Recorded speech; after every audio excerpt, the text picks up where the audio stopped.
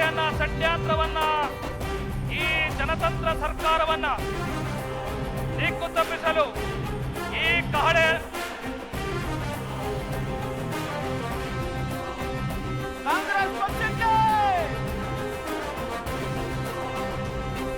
ಈಗ ದಯಮಾಡಿ ಗಣ್ಯರು ಕಹಳೆಯನ್ನ ಒಳಗಿಸುವುದರ ಮೂಲಕ ಷಡ್ಯಂತ್ರ, ಈ ಸರ್ಕಾರದ ವಿರುದ್ಧ ಷಡ್ಯಂತ್ರ ಮಾಡುತ್ತಿರುವ ಜನರ ವಿರುದ್ಧ ಜನಾಂದೋಲನಕ್ಕೆ ಈ ಕಹಳೆಯನ್ನ ಊದೋದ್ರ ಮೂಲಕ ಜನಾಂದೋಲನ ಅಧಿಕೃತಗೊಳಿಸಬೇಕು ಅಂತ ವಿನಂತಿ ಮಾಡ್ತೀನಿ.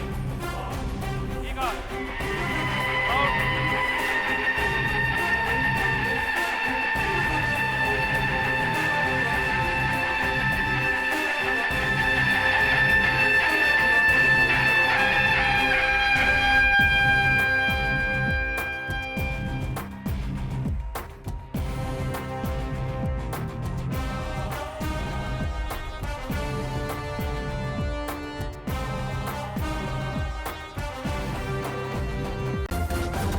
ನ್ಯೂಸ್ ಫಸ್ಟ್, ನಿರ್ಭೀತಿಯಿಂದ ನಿಮ್ಮ ಪರವಾಗಿ.